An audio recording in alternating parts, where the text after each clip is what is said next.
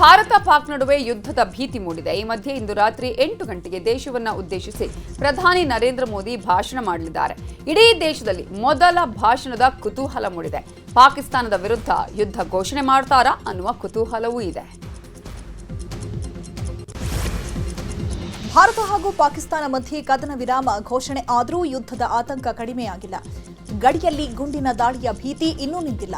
ಇನ್ನು ಕೆಲವೇ ಕ್ಷಣಗಳಲ್ಲಿ ಭಾರತ ಪಾಕ್ ಡಿಜಿಎಂಒ ಅಂದರೆ ಉಭಯ ದೇಶಗಳ ಸೇನಾ ಕಾರ್ಯಾಚರಣೆಗಳ ಮಹಾನಿರ್ದೇಶಕರ ಸಭೆ ನಡೆಯಲಿದೆ. ಮಧ್ಯಾಹ್ನ 12 ಗಂಟೆಗೆ ನಡೆಯಬೇಕಿದ್ದ ಸಭೆಯನ್ನ ಸಂಜೆ 5 ಗಂಟೆಗೆ ಮುಂದೂಡಿಕೆ ಮಾಡಲಾಗಿದೆ. ಸದ್ಯ ಎಲ್ಲರ ಚಿತ್ತ ಸಭೆಯತ್ತ ನೆಟ್ಟಿದೆ. ಭಾರತ ಹಾಗೂ ಪಾಕಿಸ್ತಾನ ಡಿಜಿಎಂಒಗಳ ಸಭೆಯಲ್ಲಿ ಕೆಲ ಬೇಡಿಕೆಗಳನ್ನು ಇಡಲಾಗಿದೆಯಂತೆ. ಪಾಕ್ ಆಕ್ರಮಿತ ಕಾಶ್ಮೀರ ಭಾರತದ ಅವಿಭಾಜ್ಯ ಅಂಗ. ಪಾಕಿಸ್ತಾನ ಆಕ್ರಮಿತ ಕಾಶ್ಮೀರವನ್ನ ಬಿಟ್ಟು ತೊಲಗಬೇಕು. ಜೈಷ್ ಲಷ್ಕರ್ ಉಗ್ರರನ್ನ ಹಸ್ತಾಂತರ ಮಾಡಬೇಕು. ಪಾಕಿಸ್ತಾನ ಪಿಒಕೆಯಲ್ಲಿನ ಉಗ್ರರ ನೆಲೆಯನ್ನ ನಾಶ ಮಾಡಬೇಕು. ಗಡಿಯಲ್ಲಿ ಅಪ್ರಚೋದಿತ ದಾಳಿಯನ್ನ ನಿಲ್ಲಿಸಬೇಕು. ಎರಡು ದೇಶಗಳ ವಿವಾದದಲ್ಲಿ ಮೂರನೇ ದೇಶ ಮಧ್ಯಸ್ಥಿಕೆ ವಹಿಸಬಾರದು ಅನ್ನುವ ಬೇಡಿಕೆಯನ್ನ ಸಭೆಯಲ್ಲಿ ಇಡಲು ತೀರ್ಮಾನಿಸಲಾಗಿದೆ ಎನ್ನಲಾಗಿದೆ. ಮಧ್ಯಾಹ್ನ ಸುದ್ದಿಗೋಷ್ಠಿ ನಡೆಸಿದ ಭಾರತದ ಡಿಜಿಎಂಒಗಳು ಆಪರೇಷನ್ ಸಿಂಧೂರ್ ಬಗ್ಗೆ ಮಾಹಿತಿ ಕೊಟ್ಟರು. ಅಲ್ಲದೆ ಭಾರತದನ್ನ ಕೆಣಕ್ತಾ ಇರುವಂತಹ ಪಾಕ್ಗೆ ಖಡಕ್ ವಾರ್ನಿಂಗ್ ಕೊಟ್ಟಿದ್ದಾರೆ. ಸುದ್ದಿಗೋಷ್ಠಿಯಲ್ಲಿ ಮಾತನಾಡಿದ Air Marshal AK Bharti, Pakistan ಭಯೋತ್ಪಾದಕರನ್ನ ಕದನದಲ್ಲಿ ಮಧ್ಯಪ್ರವೇಶಕ್ಕೆ ಆಯ್ಕೆ ಮಾಡಿಕೊಂಡಿದೆ. ಪಾಕಿಸ್ತಾನ ಸೇನೆ ಉಗ್ರರನ್ನ ಛೂ ಬಿಟ್ಟಿದ್ದಕ್ಕೆ ಸೇನೆ ಬಳಿ ಸಾಕ್ಷಿ ಇದೆ. ಉಗ್ರರನ್ನ ಮಟ್ಟ ಹಾಕ್ತೀವಿ ಅಂತ ಶಪಥ ಮಾಡಿದ್ದಾರೆ.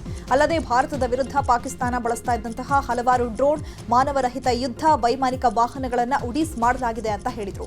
ಅಲ್ಲದೆ ಭಾರತದ ಮೇಲೆ ದಾಳಿಗೆ ಪಾಕಿಸ್ತಾನದ ಹತ್ರ ಶಸ್ತ್ರಗಳೇ ಇಲ್ಲ. ಭಾರತದ ಮೇಲೆ ದಾಳಿಗೆ ಸಾಕಷ್ಟು ಚೀನಾ ಅಸ್ತ್ರಗಳನ್ನು ಬಳಕೆ ಮಾಡಿಕೊಳ್ಳಲಾಗಿದೆ. PL-15 ವಾಯು ಕ್ಷಿಪಣಿ ಚೀನಾದ್ದು ಅನ್ನೋದು ಸಾಬೀತಾಗಿದೆ ಅಂತ ಹೇಳಿದರು. That our fight was and their support infrastructure and not with Pakistan military. However, it is a pity that the Pakistan military chose to intervene and bat for the terrorists, which compelled us to respond. This brings me to the point: how have Indian forces managed to minimize the damage to both civilian and military infra in the country, in spite of the unrelenting efforts by the Pakistani forces?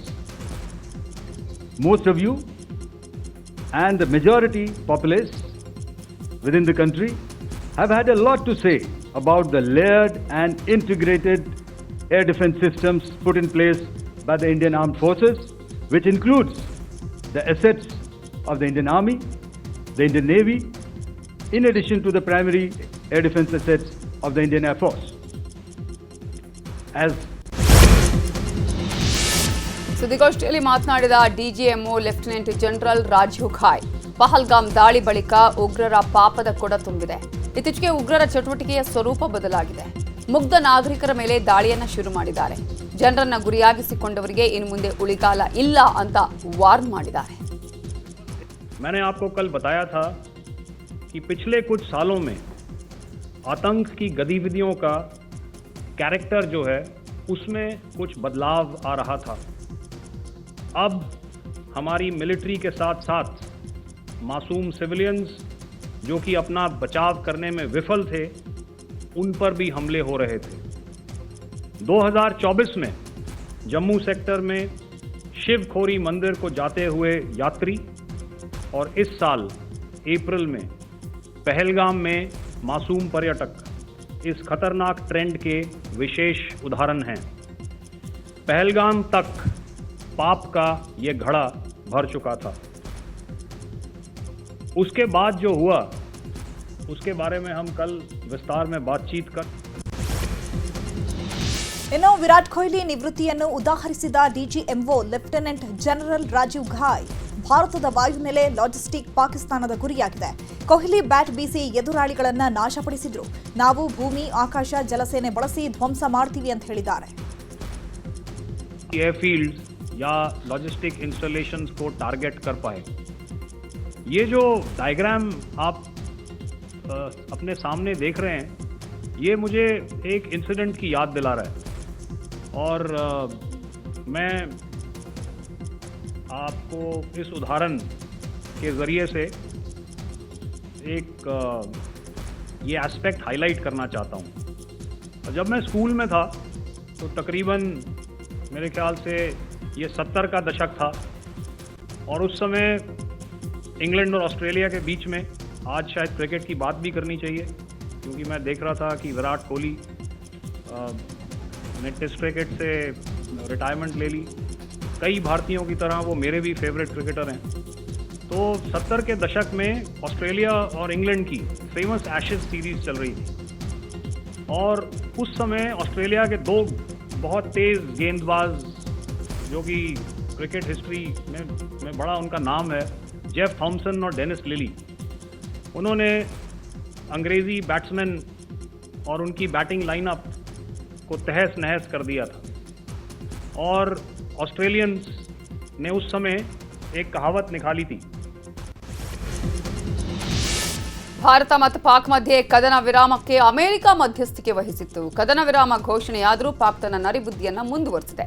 ಸಂಧಾನದ ಮಾತುಕತೆ ನಡೆದ 5 ಗಂಟೆಗಳಲ್ಲೇ ಪಾಕ್ ಮತ್ತೆ ಗಡಿಯಲ್ಲಿ ಗುಂಡಿನ ಸುರಿಮಳೆಗೈದಿತ್ತು.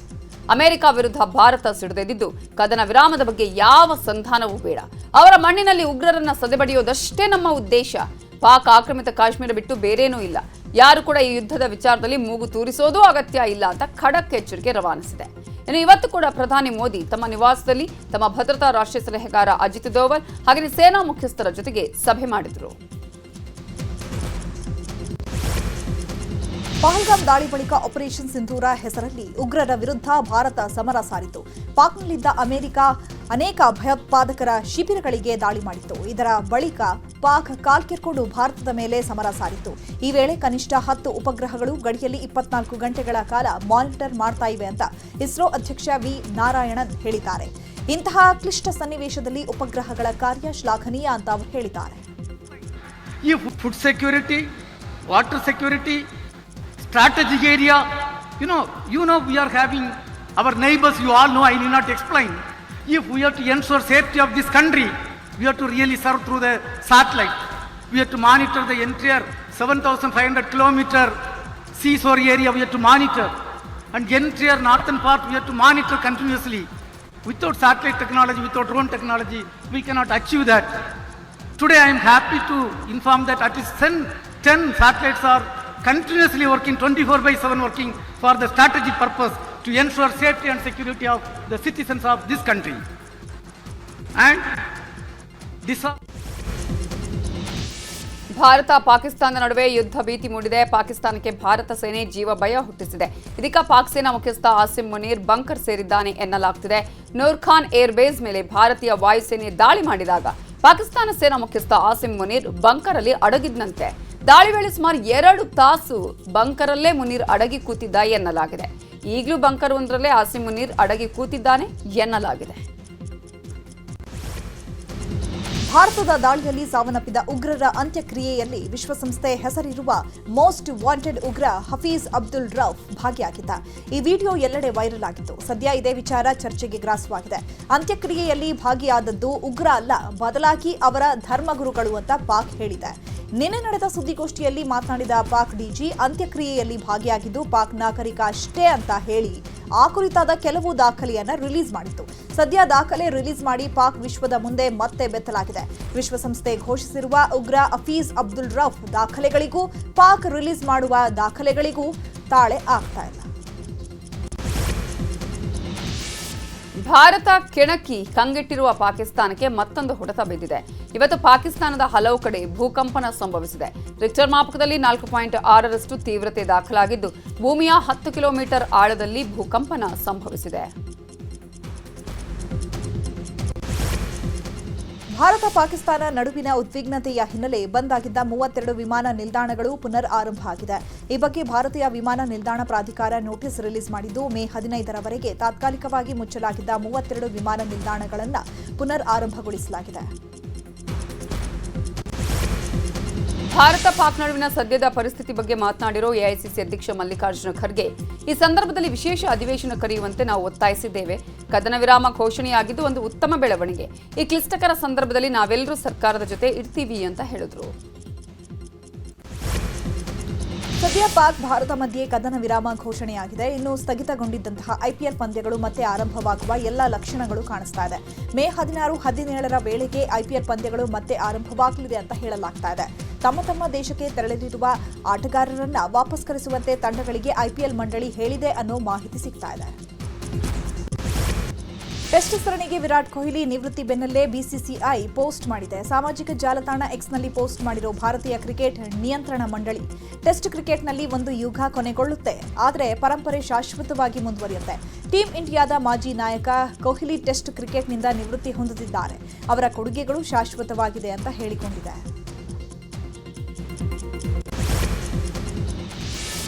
ಪಾಕಿಗೆ ಎಚ್ಚರಿಕೆ ತಗೊಂಡಿಲ್ಲ ಅಂದ್ರೆ ಸಂಪೂರ್ಣ ಸರ್ವನಾಶವಾಗಲಿದೆ ಅಂತ ಕೇಂದ್ರ ಸಚಿವ ಎಚ್ ಡಿ ಕುಮಾರಸ್ವಾಮಿ ಹೇಳಿದ್ದಾರೆ. ಬೆಂಗಳೂರಲ್ಲಿ ಮಾತಾಡಿದ ಅವರು, ದೇಶದ ನಾಗರಿಕರ ಹಿತದೃಷ್ಟಿಯಿಂದ ಕೇವಲ 2 ದಿನಗಳಲ್ಲಿ ಭಾರತ ತೆಗೆದುಕೊಂಡ ನಿರ್ಧಾರದಿಂದ ಮೇಲುಗೈ ಸಾಧಿಸಿದೆ. ಪಾಕಿಸ್ತಾನ ಏನೇ ಉಪಟಳ ಕೊಟ್ಟರೂ ಅಂತಿಮವಾಗಿ ಪಾಕ್ಗೆ ದೊಡ್ಡ ಮಟ್ಟದ ಪೆಟ್ಟು ಬೀಳಲಿದೆ ಅಂತ ವಾರ್ನಿಂಗ್ ಮಾಡಿದ್ರು.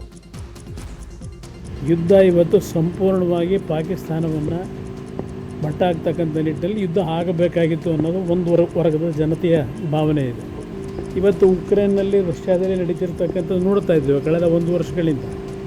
ಇವತ್ತು ಏನು ಸಾಧನೆ ಮಾಡ್ತಾ ಇದ್ದಾರೆ, ಅದರಿಂದ ಇಲ್ಲಿ ಅವರು ಬುದ್ಧಿ ಕಲಿಬೇಕು. ಪಾಕಿಸ್ತಾನದವರು ಇಲ್ಲಿ ವಿಶ್ವಕ್ಕೆ ಒಂದು ಸಂದೇಶವನ್ನು ಪ್ರಧಾನಮಂತ್ರಿಗಳು ಕೊಟ್ಟಿದ್ದಾರೆ ಅನ್ನೋದು ನನ್ನ ಅಭಿಪ್ರಾಯ ಈ ಇಶ್ಯೂನಲ್ಲಿ. ಇಲ್ಲ ಅವ್ರು ಏನೇ ಉಪಟಳ ಮಾಡೋಕ್ಕೆ ಹೋದರೂ ಅಂತಿಮವಾಗಿ ದೊಡ್ಡ ಮಟ್ಟದ ಪೆಟ್ಟು ಬೀಳ್ತಕ್ಕಂಥದ್ರಲ್ಲಿ ಸಂಶಯ ಇಲ್ಲ. ಅವರು ಈ ಎಚ್ಚೆತ್ತುಗಳದೇ ಇದ್ದರೆ ಸಂಪೂರ್ಣ ಸರ್ವನಾಶ ಆಗ್ತದೆ ಅಷ್ಟೇ ಪಾಕಿಸ್ತಾನ. ಭಾರತ ಪಾಕಿಸ್ತಾನ ಕದನ ವಿರಾಮ ವಿಚಾರವಾಗಿ ಜೆಡಿಎಸ್ ಯುವ ಘಟಕದ ರಾಜ್ಯಾಧ್ಯಕ್ಷ ನಿಖಿಲ್ ಕುಮಾರಸ್ವಾಮಿ ರಿಯಾಕ್ಷನ್ ಕೊಟ್ಟಿದ್ದಾರೆ. ಮಂಡ್ಯದಲ್ಲಿ ಮಾತನಾಡಿದ ಅವರು, ನಮ್ಮ ಹೆಣ್ಣು ಮಕ್ಕಳ ಕುಂಕುಮ ಅಳಿಸುವ ಕೆಲಸ ಮಾಡಿದ್ದಾರೆ. ಆಪರೇಷನ್ ಸಿಂಧೂರ್ ಕಾರ್ಯಾಚರಣೆ ಮೂಲಕ ಪಾಕ್ಗೆ ತಕ್ಕ ಉತ್ತರ ಕೊಟ್ಟಿದ್ದಾರೆ. ಪಾಕಿಸ್ತಾನದವರಿಗೆ ಒಳಗೆ ತಳಮಳ ಇದೆ ಅಂತ ಹೇಳಿದರು. ಬಗ್ಗೆ ಸಾಕಷ್ಟು ಜನ ಹೆಣ್ಣು ಮಕ್ಕಳ ಒಂದು ಕುಂಕುಮವನ್ನು ಅಳಿಸ್ತಕ್ಕಂಥ ಒಂದು ಕೆಲಸ ಭಯೋತ್ಪಾದಕರು ಮಾಡಿದರು. ಅದಕ್ಕೆ ತಕ್ಕವಾದಂಥ ಒಂದು ಉತ್ತರ ಕೊಡಬೇಕು ಅಂತಕ್ಕಂಥದ್ದು ಏನು ಆಪರೇಷನ್ ಸಿಂಧೂರ್ ಅಂತಕ್ಕಂಥ ಒಂದು ಕಾರ್ಯಾಚರಣೆಯನ್ನು ದೇಶದ ಗೌರವಾನ್ವಿತ ಪ್ರಧಾನಮಂತ್ರಿಗಳು ಪ್ರಾರಂಭ ಮಾಡಿದ್ದಾರೆ. ಮೊನ್ನೆ ದಿನ ಈ ಕದನ ವಿರಾಮ ಆಗಬೇಕು, ಸೀಸ್ ಫೈರ್ ಅಂತಕ್ಕಂಥದ್ರ ಬಗ್ಗೆ ಏನು ಚರ್ಚೆ ಬಂತು. ಅದಾದಮೇಲೂ ಕೂಡ ಶ್ರೀನಗರದಲ್ಲಿ ಮತ್ತೆ ಕೆಲವೊಂದಷ್ಟು ಡ್ರೋನ್ಗಳು ಇವೆಲ್ಲ ಹಾರಿಸುವ ಮೂಲಕ ಪಾಕಿಸ್ತಾನದವರು ಬಹುಶಃ ಒಳಗಡೆ ಅವ್ರಿಗೆ ತಳಮಳ ಇದ್ದರೂ ಕೂಡ ಇವತ್ತು ಯುದ್ಧಕ್ಕೆ ಕಾಲು ಕೆರ್ಕೊಂಡು ನಿಂತಿರ್ತಕ್ಕಂಥದ್ದು ನೋಡಿದಾಗ ಬಹುಶಃ ಇದಕ್ಕೆಲ್ಲ ತಕ್ಕವಾದಂಥ ಉತ್ತರ ದೇಶದ ಗೌರವಾನ್ವಿತ ಪ್ರಧಾನಮಂತ್ರಿಗಳು ಕೊಡ್ತಾರೆ ಅಂತಕ್ಕಂಥದ್ದು ನಾವು ಭಾವಿಸಿದ್ವಿ. ಪಾಕಿಸ್ತಾನ ಮತ್ತು ಭಾರತ ಮಧ್ಯೆ ಕದನ ವಿರಾಮ ಹಿನ್ನೆಲೆ ಕೋಲಾರದಲ್ಲಿ ಸಚಿವ ಕೆಎಚ್ ಮುನಿಯಪ್ಪ ಪ್ರತಿಕ್ರಿಯಿಸಿದ್ದಾರೆ. ಕೋಲಾರದಲ್ಲಿ ಮಾತನಾಡಿದ ಮುನಿಯಪ್ಪ, ಗಾಂಧೀಜಿಯವರು ಶಾಂತಿಯಿಂದ ಸಾಧನೆ ಮಾಡಬೇಕು ಅಂತ ಹೇಳಿದ್ದಾರೆ. ಶಾಂತಿಯಿಂದ ಅಖಂಡ ಭಾರತವನ್ನ ಗೆದ್ದಿದ್ದೇವೆ. ಕಲಹದಿಂದ, ಯುದ್ಧದಿಂದ ಸಾಧನೆ ಮಾಡಲು ಸಾಧ್ಯವಿಲ್ಲ. ನಾವೆಲ್ಲರೂ ಮಾನವರಾಗಿ ಬಾಳೋಣ ಅಂತ ಹೇಳಿದ್ರು. ಗಾಂಧೀಜಿಯವರು ನಮಗೆ ಪಾಠ ಹೇಳಿಕೊಟ್ಟು ಹೋಗಿದ್ದಾರೆ. ಶಾಂತಿಯಿಂದ ಸಾಧನೆ ಮಾಡಬೇಕು. ಬ್ರಿಟಿಷರು 200 ವರ್ಷ ರಾಜ್ಯಭಾರ ಮಾಡಿದರೆ ಯುದ್ಧದಲ್ಲೆಲ್ಲ ಗೆದ್ದಿದ್ದು ಶಾಂತಿಯಿಂದ ಭಾರತ ದೇಶದ ಅಖಂಡ ಭಾರತವನ್ನು ಗೆದ್ದಿದ್ದು ಮಹಾತ್ಮ ಗಾಂಧಿ. ಆ ಸಿದ್ಧಾಂತದಲ್ಲೇ ನಾವಿದ್ದೀವಿ. ವಿನಾಕಾರಣ ಟೆರರಿಸ್ಟ್ ಬಂದಿದ್ದಕ್ಕೆ ಯುದ್ಧ ಮಾಡಿದ್ವಿ ಬಿಟ್ಟರೆ ಆದರೆ ಪಾಕಿಸ್ತಾನ ಮೇಲೆ ಯುದ್ಧ ಮಾಡೋದು ನಮ್ಗೆ ಅವಶ್ಯಕತೆ ಇರಲಿಲ್ಲ. ಅವ್ರ ಮೇಲೆ ಬಂದು ನಾಗರಿಕರ ಮೇಲೆ ಅವರು ಆಹಾರ ಮಾಡಿದ್ದಕ್ಕೆ ಇಲ್ಲಿವರೆಗೂ ಕೂಡ ಟೆರರಿಸ್ಟ್ ಮಾತ್ರ ಅಟ್ಯಾಕ್ ಮಾಡಿದ್ದಾರೆ. ಭಾರತ ಪಾಕಿಸ್ತಾನ ನಡುವೆ ಯುದ್ಧದ ವಾತಾವರಣ ವಿಚಾರವಾಗಿ ಕಲಬುರಗಿಯಲ್ಲಿ ಸಚಿವ ಪ್ರಿಯಾಂಕ್ ಖರ್ಗೆ ರಿಯಾಕ್ಷನ್ ಕೊಟ್ಟಿದ್ದಾರೆ. ಪಾಕಿಸ್ತಾನದವರಿಗೆ ನಂಬಲು ಆಗೋದಿಲ್ಲ ಅಂತ ಮುಂಚೆಯೇ ಹೇಳ್ತಾ ಇದ್ದೇವೆ. ಪಾಕಿಸ್ತಾನದವರು ಮೊನ್ನೆಯೂ ಕದನ ವಿರಾಮ ಉಲ್ಲಂಘನೆ ಮಾಡಿದ್ದಾರೆ. ಪಾಕ್ ದಾಳಿಗೆ ಪ್ರತಿದಾಳಿ ಮಾಡಿ ನಮ್ಮ ಸೇನೆ ಉತ್ತಮವಾಗಿ ಕೆಲಸ ಮಾಡಿದೆ. ಭಯೋತ್ಪಾದನೆಯನ್ನ ಬೇರು ಸಮೇತ ಕಿತ್ತೆಸೆಯುವಂತಹ ಕೆಲಸ ನಮ್ಮ ಸೈನಿಕರು ಮಾಡಿದ್ದಾರೆ. ದೇಶದ ಎಲ್ಲರೂ ನಮ್ಮ ಸೈನಿಕರಿಗೆ ಚಿರಋಣಿಯಾಗಿದ್ದೇವೆ ಅಂತ ಹೇಳಿದರು. ಇಲ್ಲಿ ಭಯೋತ್ಪಾದನೆ ಹುಟ್ಟುತ್ತಾ ಇದೆ, ನೇರವಾಗಿ ಅಲ್ಲಿ ಅವರು ದಾಳಿ ಮಾಡಿ ಬೇರು ಸಮೇತ ಕಿತ್ತುವಂಥ ಒಂದು ಪ್ರಯತ್ನ ಮಾಡಿದ್ದಾರೆ. ಮತ್ತು ಇದಕ್ಕೆ ರಾಷ್ಟ್ರದ ಪ್ರತಿಯೊಬ್ಬ ನಾಗರಿಕನು ಕೂಡ ನಮ್ಮ ಸೈನಿಕರಿಗೆ, ನಮ್ಮ ಸೇನೆಗೆ ಚಿರಋಣಿಯಾಗಿದ್ದಾರೆ. ಆದರೆ ಅಲ್ಲದೆ ಇದೇ ವಿಚಾರವಾಗಿ ಎಐಸಿಸಿ ಅಧ್ಯಕ್ಷ ಮಲ್ಲಿಕಾರ್ಜುನ ಖರ್ಗೆ ಮಾತನಾಡಿದ್ದು, ಈಗ ಭಾರತ ಪಾಕಿಸ್ತಾನ ನಡುವೆ ಹಾಗೂ ವಿಶ್ವದ ಬೇರೆ ಬೇರೆ ದೇಶಗಳ ನಡುವೆ ಸಂಘರ್ಷಗಳು ನಡೀತಾನೇ ಇದೆ. ಇದು ಪ್ರಪಂಚಕ್ಕೆ ಹಾನಿಕಾರಕ. ಯುದ್ಧ ಅನಿವಾರ್ಯವಾದಾಗ ನಮ್ಮ ದೇಶ ಉಳಿಸಿಕೊಳ್ಳಲು ಯುದ್ಧ ಬಹಳ ಮುಖ್ಯ ಆಗುತ್ತೆ. ಮೊದಲನೆಯದಾಗಿ ನಮ್ಮ ದೇಶದ ಜನರೆಲ್ಲರೂ ಒಗ್ಗಟ್ಟಾಗಿರಬೇಕು. ದೇಶ ಉಳಿದ್ರೆ ಮಾತ್ರ ನಾವೆಲ್ಲ ಉಳಿತೀವಿ, ಬೆಳಿತೀವಿ, ಬಾಳ್ತೀವಿ ಅಂತ ಹೇಳಿದರು. ಅಥವಾ ಅನೇಕ ದೇಶಗಳಲ್ಲಿ ಸಣ್ಣ ಪುಟ್ಟ ಯುದ್ಧಗಳನ್ನ ನಡೆದಿದೆ. ಇದು ಪ್ರಪಂಚಕ್ಕೆ ಹಾನಿಕಾರಕ ಮತ್ತು ಮನುಷ್ಯ ಜೀವನಕ್ಕೂ ಕೂಡ ಇದು ಒಂದು ದೊಡ್ಡ ಒಂದು ಹಾನಿಕಾರಕ ಅಂತಕ್ಕಂಥದ್ದು. ಆದರೆ ಕೆಲವು ಸಲ ಅನಿವಾರ್ಯ ಇದ್ದಾಗ ನಮ್ಮ ದೇಶವನ್ನು ನಾವು ಉಳಿಸ್ಕೋಬೇಕಾದ್ರೆ ನಮಗೆ ಅದು ಬಹಳ ಮುಖ್ಯ ಆಗಿರ್ತದೆ. ಈಗ ಪಾಕ್ ವಿರುದ್ಧ ದಾಳಿ ನಡೆಸಿದ ಭಾರತೀಯ ಸೇನೆಗೆ ಶಾಸಕ ಇಕ್ಬಾಲ್ ಹುಸೇನ್ ಶ್ಲಾಘನೆ ವ್ಯಕ್ತಪಡಿಸಿದ್ದಾರೆ. ರಾಮನಗರ ಜಿಲ್ಲೆ ಅವ್ವೇರಹಳ್ಳಿ ಗ್ರಾಮದಲ್ಲಿ ಮಾತನಾಡಿದ ಅವರು, ನಮ್ಮ ದೇಶ ಯಾರ ಮುಂದೆಯೂ ಸಹ ತಲೆಬಾಗಲ್ಲ. ನಾವು ಈಗ ಎಲ್ಲರಿಗಿಂತ ಶಕ್ತರಾಗಿದ್ದೇವೆ. ನಮ್ಮ ಭಾರತೀಯ ಸೇನೆ ಬಹಳ ಬಲಿಷ್ಠವಾಗಿದೆ. ಇನ್ನೂ ಹೆಚ್ಚಿನ ಶಕ್ತಿಯನ್ನ ಭಗವಂತ ಕೊಡ್ಲಿ ಅಂತ ಹಾರೈಸ್ತೇನೆ ಅಂತ ಇಕ್ಬಾಲ್ ಹುಸೇನ್ ಹೇಳಿದ್ದಾರೆ. ರಜೆಗೆ ಬಂದಿದ್ದ ಸೈನಿಕ ಮರಳಿ ಕರ್ತವ್ಯಕ್ಕೆ ತೆರಳಿದ್ದಾರೆ. ಇಂಡೋ ಪಾಕ್ ಯುದ್ಧದ ಕಾರ್ಮೋಡ ಮೂಡಿದೆ. ಈ ಹಿನ್ನೆಲೆ ರಜೆ ಮೇಲಿದ್ದ ಎಲ್ಲ ಯೋಧರನ್ನ ಸೇನೆ ವಾಪಸ್ ಕರೆಸಿಕೊಳ್ತಿದೆ. ಹೀಗಾಗಿ ಕೊಪ್ಪಳ ಜಿಲ್ಲೆಯ ಹಿರೇಮನ್ನಾಪುರದ ಯೋಧ ಭೀಮನಗೌಡ ಗುರಿಕಾರ ಕರ್ತವ್ಯಕ್ಕೆ ಮರಳಿದ್ರು. ಕುಷ್ಟಗಿಯ ಕಾರ್ಗಿಲ್ ಮಲ್ಲಯ್ಯ ವೃತ್ತದಲ್ಲಿ ಶಾಸಕ ದೊಡ್ಡನಗೌಡ ಪಾಟೀಲ್ ಸೇರಿ ಹಲವರು ಯೋಧ ಭೀಮನಗೌಡ ಅವರಿಗೆ ಶಾಲು ಹೊದಿಸಿ ಸನ್ಮಾನ ಮಾಡಿ ಬೀಳ್ಕೊಟ್ಟರು.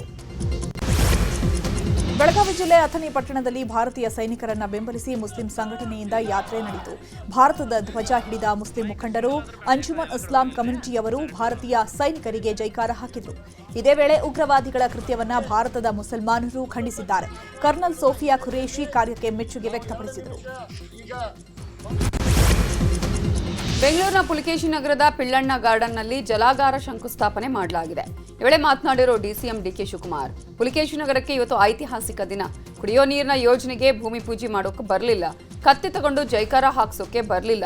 ನೀವು ಕೊಟ್ಟ 136 ಸೀಟ್ನ ಋಣ ತೀರಿಸೋಕೆ ಬಂದಿದ್ದೇನೆ ಅಂತ ಹೇಳಿದ್ದಾರೆ. ಕಾಮಿಡಿ ಕಿಲಾಡಿಗಳು ಖ್ಯಾತಿಯ ರಾಕೇಶ್ ಪೂಜಾರಿ ಹಠಾತ್ ಹೃದಯಾಘಾತದಿಂದ ಮೃತಪಟ್ಟಿದ್ದಾರೆ.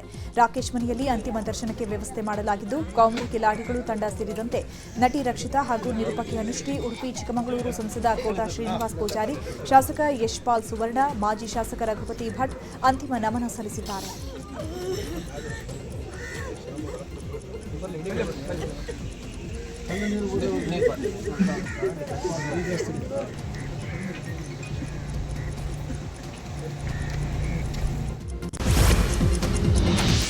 ಹಠಾತ್ ಹೃದಯಾಘಾತದಿಂದ ಮೃತಪಟ್ಟ ರಾಕೇಶ್ ನೆನೆದು ಕಾಮಿಡಿ ಕಿಲಾಡಿಗಳು ಕಣ್ಣೀರಿಟ್ಟಿದ್ದಾರೆ. ರಾಕೇಶ್ ನಗುತ್ತಾ ಬಂದಿದ್ದ, ನಗ್ತಾನೆ ಹೋದ. ನಾವು ಅವನ ಮನೆಗೆ ಅಳುತ್ತಾ ಬರುವಂತಾಗಿದೆ. ರಾಕೇಶ್ ಇಲ್ಲದೆ ಇರೋದು ತುಂಬಲಾರದ ನಷ್ಟ ಅಂತ ಭಾವುಕರಾದರು.